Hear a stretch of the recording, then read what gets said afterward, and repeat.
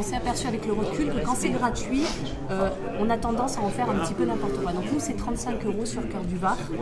Et notamment dans l'Est de la France, ils ont mis en place dans la cour, je mets des guillemets, de ses habitants, des mini-déchetteries, dans lesquelles, bien sûr, il y a du biodéchet que l'on peut composter.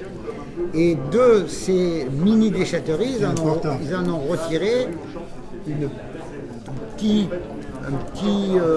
recette. Et cette recette, les gens l'ont réutilisée pour acheter des balançoires, pour faire des jardins, etc. Tout se composte. Il n'y a rien sur Terre qui ne se décompose pas. La nature a bien fait des choses, la nature n'a pas de déchets. Donc elle recycle tout. Donc dans un composteur, on peut tout mettre, à condition ensuite que ce soit bien géré.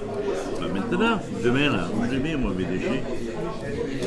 On va peut-être laisser M. Vincent reprendre la main. Lors de la dernière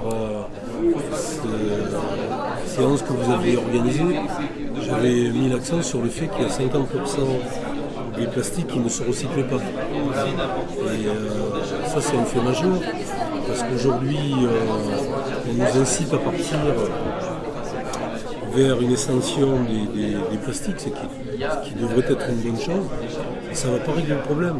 Cette même tonne, quand elle est recyclée, ça ne coûte plus rien à l'agglomération de Grasse. Donc on a un objectif en 5 ans de récupérer 5000 tonnes. Je vous propose qu'on finisse la partie prévention, c'est-à-dire au moment où on ne génère pas le déchet, donc on a évoqué les commerces engagés, et là on est déjà dans la collecte. Et ben, on est tous initiés quelque chose avec une volonté politique forte et les gens ça les implique. Il faut vraiment appuyer sur l'idée, je pense, parce que là, au début on a dit mais ça va pas. Après, l'obligation qu'il y a dans le cahier des charges, c'est que tous les emballages doivent être bientôt recyclés. Et en tout cas, l'objectif, c'est 75% des emballages recyclés d'ici 2022. Nous, ce qu'on dit, c'est qu'on doit aller plus loin que ça. C'est-à-dire qu'on doit sortir les matières qui ne sont pas du tout recyclables. Voilà. Et on doit travailler là-dessus. Okay. Et pour ça, il y a de la recherche, vous le dites. Il y a de la recherche, il y a des ingénieurs qui travaillent tous les jours dessus. Le sac en papier, c'est pas forcément une très bonne alternative par rapport au sac en plastique. C'est aussi d'usage unique, ça ne dure pas très longtemps. Les analyses de cycle de vie sont pas fabuleuses non plus. Donc effectivement, les sacs qu'on réutilise, le petit sac en tissu, le sac qu'on réutilise, effectivement, il a un sens. Moi j'avais une petite question. La grande distribution. Et la grande distribution, les distributeurs ont l'obligation de récupérer tous les emballages des clients qu'ils ramènent. Je pense qu'il y a 2 fois par an où on me demande mon arrêté, ma traçabilité.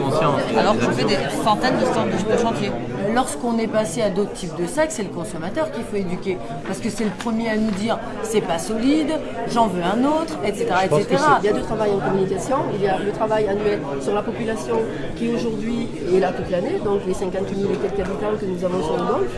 Mais au-delà, quand on a des pointes entre 250 et 300 000 personnes jouent, ces personnes-là, elles produisent des déchets. On va tester différents dispositifs. Pas de rien dans la profession. On a déjà une structuration de la filière du recyclage. Instaurer ça passerait par perte et profit tout ce qui existe, même si c'est imparfait, ça existe. Il y a des carrières qui ont leur rôle, il y a des professionnels qui ont leur mission, maintenant des négociants qui doivent faire leur boulot aussi, et tout ça, ça doit se structurer. Si on met une REP, ça veut dire que quelque part, on paye, et derrière, on se fout du Le responsable, le meilleur déchet, c'est celui qui n'est pas produit, donc la REP, ça n'empêche pas ça. Non, Barcelone, c'est privé, c'est une boîte privée qui fait ça. C'est une forme de... Oui, c'est pour le privé à privé. Aujourd'hui, je m'équipe d'une gourde en inox pour réduire ma consommation de plastique. Je swipe. Les gobelets en plastique génèrent plus de 30 000 tonnes de déchets par an en France. Aujourd'hui, quand on parle porte-monnaie, les gens sont tout oui. Quand on parle finance, ils sont tout oui. Si on met une consigne, ma bouteille plastique, elle a 10 centimes, 5 centimes, 20 centimes de valeur. La bouteille de verre, elle a 20 centimes de valeur. Ma cartouche, celle que je tire dans la campagne, là, plutôt que de la laisser avec tout le plastique qu'il y a autour, avec les métaux qu'il y a, elle a une valeur. Les gens vont la récupérer et vont la rapporter.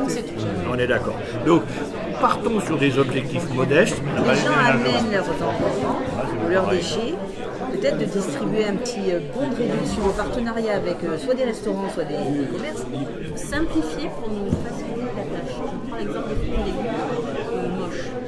la consommation individuelle, et vous avez un emballage individuel, et puis vous avez la consommation en vrac, et vous pouvez choisir, quand vous êtes dans le magasin, vous pouvez choisir celui que vous voulez. Le déchet doit retrouver une valeur, que ce soit en termes de recyclage ou en termes de retour à celui qui le produit. Et donc, encourager bien sûr la recherche et le développement en termes de recyclage, comme vous le disiez, c'est-à-dire faire de la recherche sur ces fameuses résines, etc. Donc de ne pas tuer forcément une industrie qui existe, mais essayer d'accompagner encore son développement. Dans l'incitatif de tous les côtés. À l'heure actuelle, il y a les deux, quoi.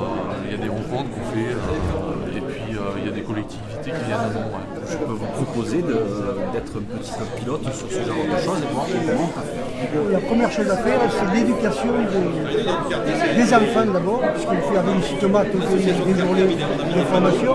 Et c'est pour ça qu'au début j'ai parlé de l'IDSLD du balançon, en disant que finalement le juge, en donnant son résultat, il a arrangé tout le monde.